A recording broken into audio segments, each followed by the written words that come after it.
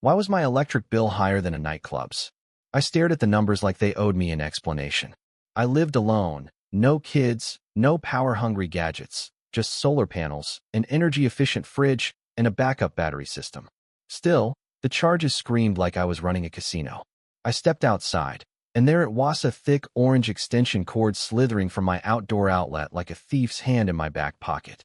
I followed it barefoot across the grass and froze when I saw Lydia, our HOA president, standing on her patio in a floral robe and straw hat, sipping lemonade while her industrial fan and space heater buzzed away, both plugged into my electricity. She hadn't just stolen power. She'd declared war. I moved here for peace, retiring early from a civil engineering job. I wanted quiet mornings and clean air, not HOA nonsense. But Lydia had always been the type to turn tulips into tyranny. She fined people for mailbox angles and Christmas wreaths left up past January 5th. I kept my head down until now. Instead of confronting her, I got strategic. I opened the outlet panel and confirmed my suspicion. It had been overloading daily. A check of my smart meter app showed power spikes every afternoon, right during Lydia's backyard tanning and gossip hours. So, I installed a trail cam inside a birdhouse. For 3 days, it captured her plugging in like she was charging her own ego. On day 3, she even shouted to her husband, "Don't worry, we'll have enough juice for the blender." I finally caught her mid-plug and asked, calmly, "Lydia, did you know that's my personal outlet?" She didn't even flinch. Technically, it faces HOA land, which makes it community property. The board voted to allow utility sharing for outdoor events. When I asked who voted, she smirked. Well, it was unofficial. But I'm the president, so it stands. I warned her to stop, or I'd contact the city. She scoffed, said I should be thanking her for using dead space, and walked off. But she didn't realize what she'd just confirmed, that she truly thought she was entitled to it. And that meant she was about to learn a very expensive, very disgusting lesson. The outlet she'd been using wasn't just connected to my solar battery. It had been rerouted by the previous owner in Ecosystems Specialisto share a line with the septic tank's aeration motor. Drawing excess power didn't just raise my bill. It triggered the overflow valve of the system's failsafe, which emptied pressure right into Lydia's unpermitted drainage trench, built without a single county permit or HOA vote. I fine-tuned the system, raising the safety threshold just enough to delay failure. Then I waited. A few days later, she handed out glossy flyers for her annual Summer Garden Gala, promising drinks, lights, music, all powered by our green energy neighbor, James. That was me. She never asked. I said nothing. I sat on my porch, drink in hand, as her party kicked off. At 2 p.m., the extension cords ran, the fans buzzed, and the music blared. My monitor app showed the pressure rising. By 3:20, septic strain hit 93%.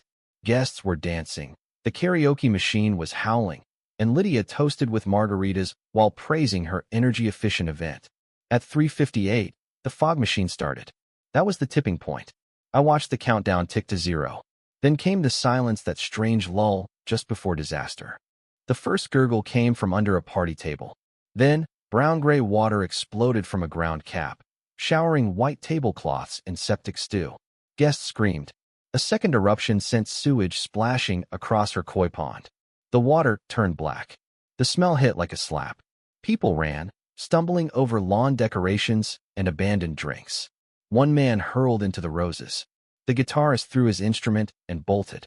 Lydia stood frozen, still gripping the karaoke mic as if it could reverse time. Then she slipped face first into the mess. I didn't gloat. I didn't move. I just watched. She blamed me, of course. The next morning, I found an official HOA violation taped to my door, accusing me of creating an environmental hazard and threatening a $5,000 fine. I laughed. Then I built a case. I printed the footage, the electric logs, the inspection records, the septic layout diagrams. I had evidence that not only cleared me, but buried her. She doubled down. Anonymous complaints were filed. City inspectors arrived. I walked them through everything: permits, diagrams, engineering specs. They left satisfied. She issued bogus HOA citations for mailbox height, solar glare, even grass length. I documented everything.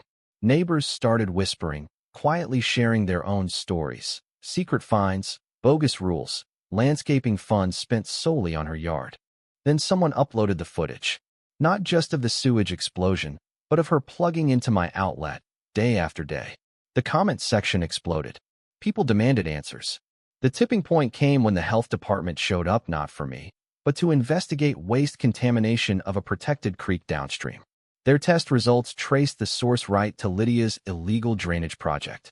2 HOA board members resigned. The third went quiet. Lydia pushed a PR campaign, painting herself as the victim of a rogue neighbor with a madman's septic lab. But the community wasn't buying it. The county requested my cooperation. They wanted the logs, the design plans. Lydia slammed the door when they came to her house. That didn't stop the investigation. At a required HOA emergency meeting, half the neighborhood showed up. Lydia, dressed like she was hosting a talk show, delivered a deranged monologue about unity and neighborly sabotage. Then they played the footage. Lydia's face, the cord, the timestamp, the sewage. The county rep laid out the environmental violations and possible fines up to $250,000. The room erupted. A vote to remove her passed unanimously. My civil suit went to court. Lydia showed up in the same red blazer, now wrinkled and pit-stained. Her defense? The outlet was visible, therefore communal. The judge blinked once and asked, "Did you plug a device into someone else's outlet without written permission?" When she hesitated, it was over. I was awarded full damages, legal fees, and an official apology. Lydia was barred from any HOA leadership for 5 years. A month later, her house was up for sale. The lawn wilted. No one missed her. The HOA elected a new board. They asked me to consult on infrastructure and compliance. I accepted, on one condition: the Lydia provision, a bylaw banning unpermitted access to private utilities and requiring full transparency on board decisions. It passed with 0 objection. At the first community barbecue afterward, we laughed, grilled, and watched kids chase glow sticks. Then Lydia appeared beyond the fence, envelope in hand. She handed me the court-ordered apology letter in person. Didn't say much. Her eyes looked tired, ashamed. As she turned to leave, I called out, "You ever plug into my outlet again? I'm wiring it to a skunk sprayer." She cracked the faintest smile and walked away. Peace returned. I used part of the settlement to upgrade my system's solar, septic, security. A native plant garden now blooms where the sewage hit. A bench beneath a shady tree bears a plaque that reads, "Respect boundaries electrical, personal, and otherwise." The new homeowners are kind, quiet, and uninterested in power games. When the husband asked what the locked outlet box was for, I just smiled and said, "Neighborhood history." He nodded. That night, I sat on my porch with a cold drink and looked at the stars. It was quiet again. And not just the kind you hear, it was the kind you earn.